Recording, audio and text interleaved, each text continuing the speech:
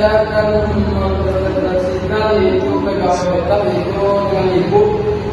Dia punya Arif adalah seorang guru yang bekerja di SMA 1 Parangkanting. Ia menerima gaji pokok sebesar 5 juta dan tunjangan 600.000 di bulan Maret, Juni, September, dan Desember. 9 tahun ibu dia punya Arif tidak menerima bonus atau penghasilan tetap lainnya. Secara status keluarga ibu dia punya Arif memiliki 3 orang anak, namun suami juga memiliki penghasilan tetap dan bahkan tetap. Oleh karena itu, telepon anak ini dilakukan oleh suami.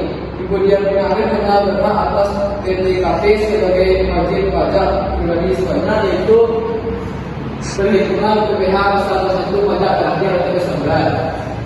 Yaitu disebut perhitungan contoh sebanyak 54.694.000. Biaya jabatan yaitu 5% atau penghasilan bruttonya yaitu sebanyak 2.733.200. Maka pembiayaan penghitungan biaya brutto dikurang dengan biaya jabatan yaitu 5% yaitu 51.930.800. Maka penghasilan PTKP setahun yaitu sebanyak 54 juta.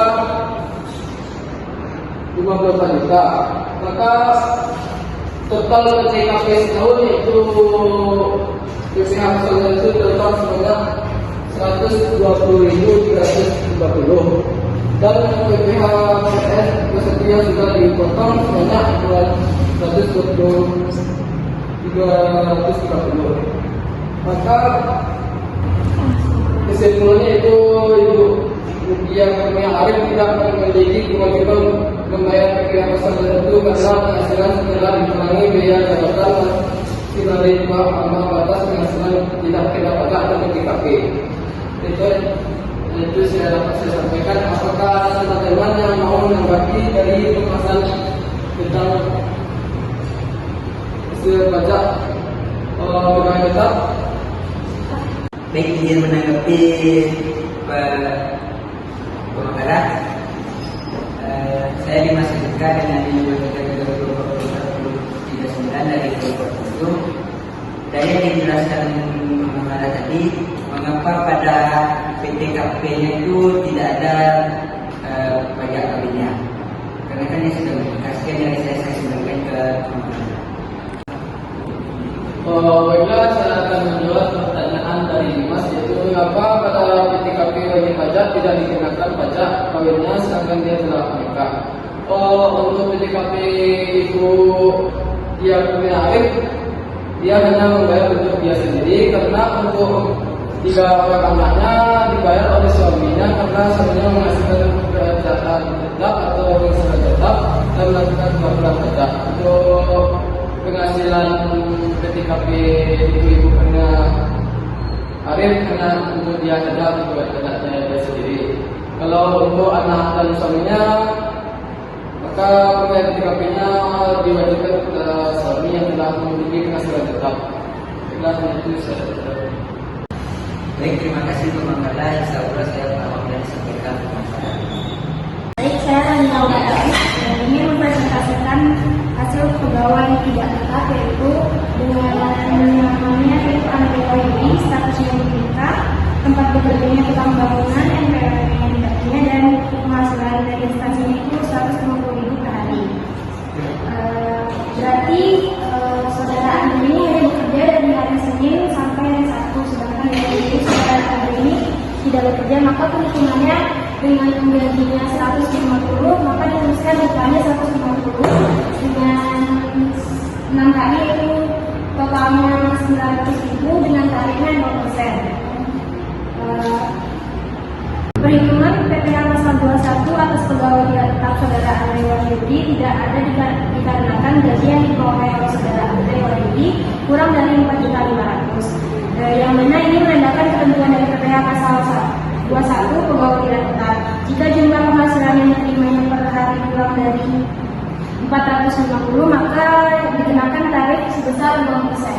Mungkin sekian dari saya kembalikan apakah Apakah ada pertanyaan? Pertanyaan adalah, baik, menggunakan nama saya Hidayat Akhir dengan NIM 2330 4049, yaitu saya ada bertanya, kenapa pegawai tidak tetap dikenakan tarif 0%? Sekian, terima kasih. Izin menjawab, audiens, kenapa pegawai tidak tetap dikenakan pajak 0%? Karena pada pada pegawai ini tidak dikenakan pasal PPh pasal 21, karena ini termasuk pegawai tidak tetap dan penghasilan perharinya itu cuma 150.000, masih di bawah batas penghasilan tidak kena pajak. Sedangkan batas penghasilan itu sampai 450.000 per hari baru dikenakan pajak lebih dari 0%. Sedangkan ini hanya 150.000 per hari, maka dikenakan tarif 0%. Sekian dari saya. Baik, terima kasih. Benar-benar insyaallah sudah paham. Baik, perkenalkan, nama saya Sarah Nabdana dengan NIM 2330 Saya akan menjelaskan tentang tingkat pegawai, yang mana yang saya bicarakan adalah Rahmat Nurman, statusnya itu belum menikah, tempat bekerja fotokopi pada NPWP, dia tidak memiliki NPWP, penghasilan dari tempat kerjanya itu 7 juta per bulan. Baik, ini adalah perhitungannya, itu 5%, itu 50% dikali 7 juta, hasilnya 3.500.000. 5% dikali 3.500.000, 175.000 per bulan.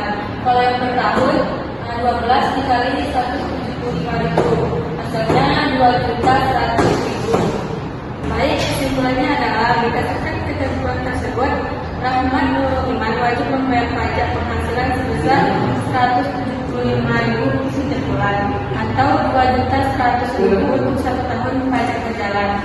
Hanya itu, apakah ada teman-teman yang ingin bertanya?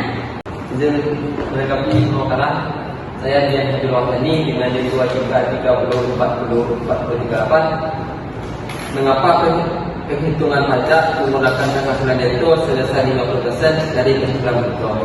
Sekian, terima kasih. Baik, saya akan menjawab pertanyaan dari audiens.